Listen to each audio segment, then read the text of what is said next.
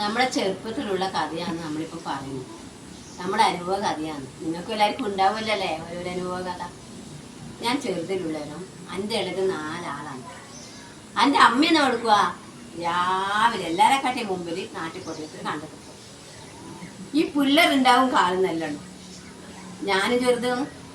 അപ്പോൾ ഈ പിള്ളേരെ പിന്നെ തൂറിയിട്ടുണ്ടാവും. ഒരു ഭാഗം ഉടുക്കാണ്ടുണ്ടാവും, ഒരു ഭാഗം ഉടുത്തിട്ടുണ്ടാവും, ഒരു ഭാഗം പല്ലിച്ചിട്ടുണ്ടാവില്ല, ഒരു ഭാഗം കുളിച്ചിട്ടുണ്ടാവില്ല. ഈ 4 പിള്ളേരെ എൻ്റെ ഇടയ്ക്ക് ഇട്ടിട്ടേ പോയിട്ടുണ്ടാവാം. അമ്മക്കൊന്നും ചിന്തിക്കണ്ടല്ലോ, വയൽ കൊടിയിട്ട് പോകല്ലേ വേണ്ടു. പിന്നെ എൻ്റെ ഇളയമ്മ ഇതാണ് എൻ്റെ ഇളയമ്മക്കായി കഷ്ടപ്പാട്. ഇവളെന്നെ സ്കൂളിൽ പോകാൻ വിടുക. ഈ 4 പിള്ളേരെ നോക്കണം. കണ്ടത്തിലാണെങ്കിൽ 10-15 ആൾ നാട്ടിക്കും ഉണ്ടാവും. കാലുകുട്ടിയാൾക്ക് ചായയും കരിയും കൊടുക്കണം. 10 മണിക്ക് കഞ്ഞി വേണം. അപ്പോൾ നെല്ലുണ്ടാവും. ഒരലിട്ടിട്ട് ആ നെല്ലും കുത്തണം. ഇന്നത്തെ പോലെ മില്ലൊന്നും ഇല്ലല്ലോ. അപ്പോൾ ഈ ഒരലില്ല നെല്ല് കുത്തിയിട്ടാണ് ഈ 10 പെണ്ണുങ്ങൾക്ക് കഞ്ഞി വെക്കാം. പിന്നെ ഈ ഇളയമേനെ കുക്കെടുത്ത് ഒളിപ്പിക്കാണ്ടെന്നാൽ വേണ്ടത് ഇതൊക്കെ കവുക. 5 പിള്ളേരും ഉണ്ടാവും അവിടെ. പിള്ളേർ 4 വരെ അങ്ങ് പോകും. എന്നാലും ഇപ്പോഴേ പറ്റാൻ വേണ്ടേ. അങ്ങനെയാണ് നമ്മളുടെ ജീവിതം. നീ ഇത്രയും പറഞ്ഞു. ഞാൻ പറയാം, ഈ ചെറുപ്പത്തിൽ ഒരു ഉടുപ്പും കൊണ്ടാണ് ഞാൻ സ്കൂളിൽ പോയി. അത് ഏട്ടന്മാർ മുന്നിൽ പോവും, ക്ലാസ് കയറില്ല. ഞാനിങ്ങനെ ഓടിയിട്ടാകുമ്പോൾ പഠിക്കും. വലിയ മരം ഉണ്ടല്ലോ സ്കൂളിൽ എടുക്കാം. ആ മരത്തിൽ പറഞ്ഞിട്ടേക്കും 2 ഏട്ടന്മാർ. അതുപോലെ ഞാനിങ്ങനെ കണ്ടിട്ടുണ്ടാ തിരിഞ്ഞിട്ട് അന്ന് ഞാനൊരു ഉണ്ടെന്ന് പറഞ്ഞിട്ട് നിന്നെ കൊല്ലുന്നു.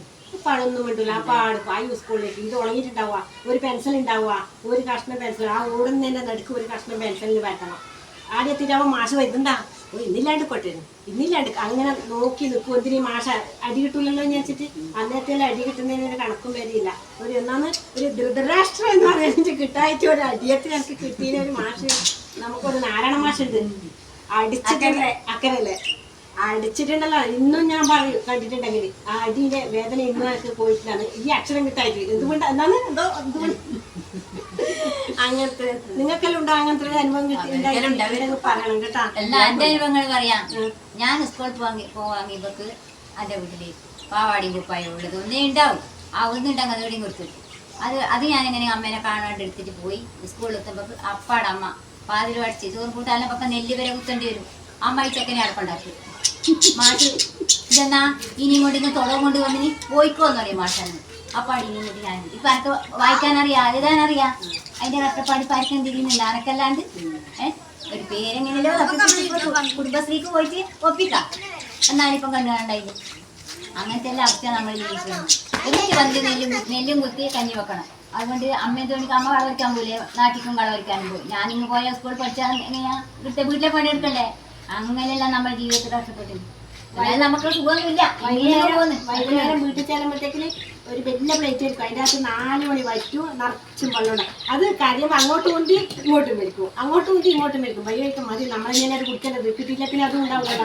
അപ്പോൾ അത് ഒട്ടി കുടിച്ച് പണിയെടുക്കാൻ തുടങ്ങി. അടിച്ച് വാരി തുടച്ച് എല്ലാം ഉള്ള പണി തേച്ചുണ്ടാകും. ഇന്നലെ ഒരാന്ന് പണിയുള്ളത്. ഇന്നലെ മെഷീനായില്ലേ, മിക്സി അതിൻ്റെ ഇറക്കണ്ട, എല്ലാം മിക്സി തൂങ്ങേ വേണ്ടു. ആട്ടഞ്ഞാണെങ്കിൽ അത് തൊടണ്ട. വലിയ മറ്റുള്ളതാണ് അടുപ്പാണ് ഗ്യാസായി. എന്നാന്ന് എന്തെങ്കിലും ഒരു പണി ഉണ്ടായിരുന്നു. മീൻ അരി ഇറക്കണം, ചക്ക വെക്കണം, ചക്കക്കുരു വാങ്ങണം. അച്ഛൻ പനി കഴിയുമ്പോൾ പള്ളിയിൽ ചക്കക്കുരു ആക്കി എടുത്തിട്ട് വെക്കണം. പിന്നെ കുളിക്കാൻ വെള്ളം വെക്കണം, ചോറ് വെക്കണം.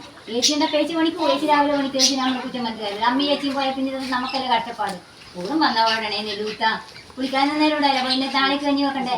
ഇത് രണ്ടും കൂടെ കുത്തി കഷ്ടപ്പെട്ട് അങ്ങനെയാണ് നമ്മൾ ജീവിച്ചത്. ഇത് നമുക്കത് സുഖമൊന്നും ആയില്ല. വരണത്തിൽ ഇനിയപ്പാ നമ്മൾ ചാവുമ്പോ മണിയും ഉണ്ടാവും. കണ്ടുപിടിക്കണ്ടേ.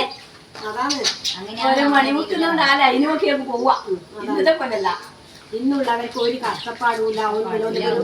ഒരു പനി വെള്ളം എടുക്കണ്ട, ഒരു അരി അരക്കണ്ട, അല്ലെങ്കിൽ അടുപ്പ് കത്തിക്കണ്ട, ഒരു വിറക് പൊട്ടിക്കണ്ട, ഒന്നുമില്ല. ഇങ്ങനെ പോണം നോക്കണം. മഞ്ഞൾ അരക്കണം,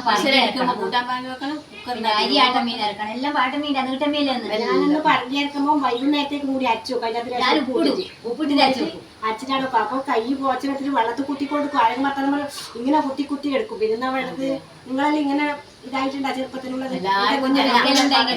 ചെറുപ്പത്തിൽ അവരെ അനുഭവം കഥ ഉണ്ടാവും.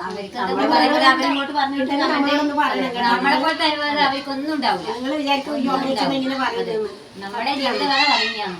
എല്ലാവരും അറിയട്ടെ. ഞാനെല്ലാം നേരത്തെ മുമ്പ് പരി എടുത്ത് വെച്ചിട്ട് നെല്ല് വെക്കുക. ഒരലി രക്കായി അതെത്തൂല. ഞാൻ ചായ കൊടുക്കൽ വെള്ളം എടുത്തിട്ട് കൊണ്ടക്കണം. വന്നാലും എല്ലാം ഒരുമിച്ചില്ലെങ്കിൽ വണ്ടിയായിട്ടുണ്ടോ. അല്ല പണ്ട് 2 പല വെച്ചിട്ട് ഞാൻ നെല്ലൂട്ടിൽ മറിഞ്ഞിട്ട് വീണിട്ടുണ്ട്. പല പനിയൊക്കെ നീങ്ങുമ്പോ അനങ്ങുമ്പോ പോയില്ലേ വായോണ്ട് ഉച്ചയാക്കണം, കൈകൊണ്ടുള്ള ഒച്ചയാക്കണം. ഞാൻ സ്കൂൾ വിട്ട് വന്നിട്ട് അപ്പുറത്തെ ഇളയമേന്റെ അടുത്ത് കളിക്കാൻ പോകും.